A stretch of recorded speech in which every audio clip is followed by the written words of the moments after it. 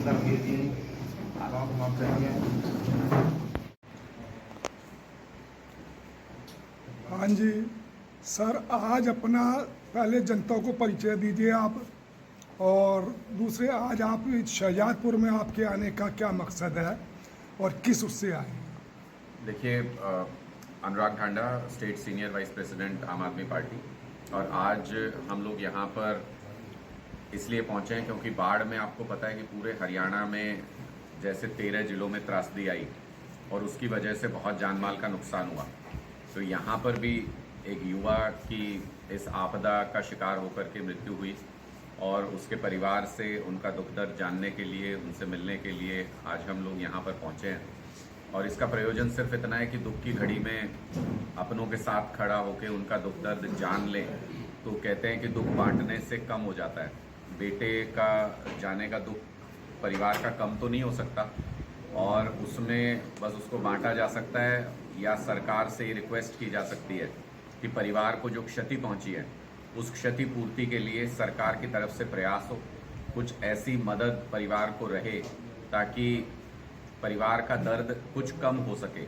उसको भुला तो नहीं पाएंगे, उस दर्द को ख़त्म तो नहीं कर पाएंगे, लेकिन वो कुछ कम हो सके, ऐसी सरकार की तरफ से एक मानवीय मदद मिलनी चाहिए आपदा की स्थिति में। और पूरे प्रदेश में जितने भी ऐसे केसेस हैं सब में मिलनी चाहिए। किसी का घर टूट गया है, किसी की फसल तबाह हो गई है, किसी का पशुधन चला गया, किसी के परिवार का कोई सदस्य इस आपदा में चला गया, उन सभी को सरकार की तरफ से एक सम्मानजनक और उचित मुआवजा मिलना चाहिए। ऐसी हमारी लगातार सरकार से मांग रही है। अभी तक जो मृतक के परिजन हैं उनको कोई सरकार की तरफ से आर्थिक रूप से सहायता मिली है या कुछ मिला है? देखिए, मुझे लगता है कि ये बहुत दुखद है। सरकार को सभी परिवार के लोगों से तुरंत प्रभाव से मुलाकात करनी चाहिए। और कल जब तक हमारी बात हुई थी, मेरी जानकारी में नहीं है कि प्रशासन की तरफ से कोई सहयोग उनको किया गया या प्रशासन का उनसे संपर्क हुआ। अभी हम परिवार से मिलेंगे और उनसे जानेंगे कि क्या प्रशासन ने अभी तक कोई हेल्प उनकी की है, कोई मदद की है, कोई ऐसी मदद जो हम कर सकते हैं अपने स्तर पे, हमारे कोई कार्यकर्ता कर सकते हैं, वो भी हम जानने का प्रयास करेंगे और उनकी मदद करने का प्रयास करेंगे। लेकिन कई जगहों पे मैंने ये ज़रूर देखा है कि सरकार ने 4 लाख रुपए मुआवजे का ऐलान करके और अपना पल्ला झाड़ने की कोशिश की है। एक परिवार से कोई कमाने वाला सदस्य चला गया, किसी का कोई युवा सदस्य चला गया, और उसको आप ये कहते हैं कि 4 लाख रुपए आपको दे देंगे और उसमें सरकार की सारी गलती माफ़ हो गई। सबसे पहले तो ये समझना चाहिए कि ये कृत्रिम बाढ़ है, ये प्राकृतिक बाढ़ नहीं है। 90% हिस्सा इसका कृत्रिम है। या तो यमुना के तटबंध टूटने से बाढ़ आई या घग्गर के तटबंध टूटने से बाढ़ आई। 90% हिस्सा तटबंध के टूटने की वजह से डूबा है, 90% गांव तटबंध टूटने की वजह से डूबे हैं। इसलिए इसमें सरकार का पूरा पूरा हाथ है। और तटबंध इसलिए टूटे क्योंकि अवैध माइनिंग चल रही है। यमुना नगर से लेकर सोनीपत तक यमुना के किनारे पर खुलेआम अवैध माइनिंग चल रही है। सरकार के विधायक मंत्री खूब पैसा लूट रहे हैं उस अवैध माइनिंग के चलते, और इसलिए लोगों की जान को जोखिम में सरकार ने जानबूझ के डाला। उत्तर प्रदेश की तरफ तो नहीं टूटा कहीं भी तटबंध, वहां तो कोई बाढ़ नहीं आई। हरियाणा की तरफ ही 8 जगह पे यमुना का तटबंध क्यों टूटा? ये साफ बताता है कि सरकार की कमियों की वजह से ये बाढ़ आई, और अपनी कमी की वजह से सरकार ने किसी सामान्य व्यक्ति की, एक हरियाणा वासी की जान से हाथ धोना पड़ा उस व्यक्ति को, तो सरकार को उसका उचित मुआवजा देना चाहिए, सम्मानजनक मुआवजा देना चाहिए। ये जो 4 लाख का ऐलान बार बार करती है सरकार, ये तो नेशनल डिजास्टर का नियम है कि अगर कहीं पे भी प्राकृतिक आपदा में किसी की मृत्यु होगी, वो तो हमारे एक्ट में लिखा है, कानून में लिखा है। इसमें प्रदेश सरकार ने उससे आगे बढ़ के क्या मदद की?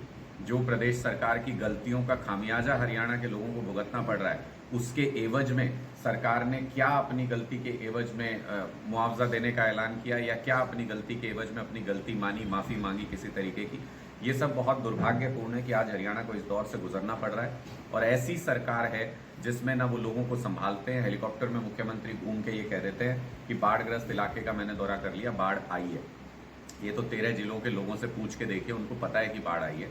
लेकिन ये वक्त है लोगों के बीच में जाके उनका दुख दर्द समझने का, हेलीकॉप्टर से उतर के लोगों के बीच में जाके उनका दर्द जानना चाहिए। लेकिन इसे हरियाणा का दुर्भाग्य कहिए या जो भी समझिए, प्रदेश के मुख्यमंत्री भी हेलीकॉप्टर में घूम रहे हैं और कांग्रेस के नेता भी हेलीकॉप्टर में घूम रहे हैं। आम आदमी पार्टी के कार्यकर्ता ही हैं जो ज़मीन पे लोगों के बीच जाके उनका दुख दर्द बांटने, उनका दुख दर्द साझा करने का प्रयास कर रहे हैं। इसलिए अब लोगों की भी आंखें खुल गई हैं कि कैसे नेताओं पे उन्होंने इतने सालों तक भरोसा किया। Thank you. देखिए, अम्बाला कैंट में विकास दावों की बात की जा रही थी, लेकिन वहाँ पे वित्तीय उन्होंने सत्यानाश कर दिया है। हमने वो तस्वीरें देखी जिसमें विज साहब बोट के अंदर बैठ के, मतलब बोट में कुर्सी लगा के, आसन लगा के अपना बैठे हुए हैं और 4 सिक्योरिटी गार्ड उनके आसपास चल रहे हैं।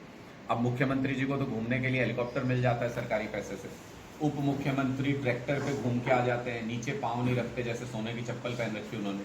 विज साहब बोट के अंदर भी कुर्सी लगा के बैठते हैं। रिलीफ के लिए जो बोट आई हुई है उसमें मंत्री जी कुर्सी लगा के बैठे हुए हैं, चारों तरफ सिक्योरिटी गार्ड को लेके घुटने घुटने पानी में भी उनको बोट में चलना पड़ रहा है।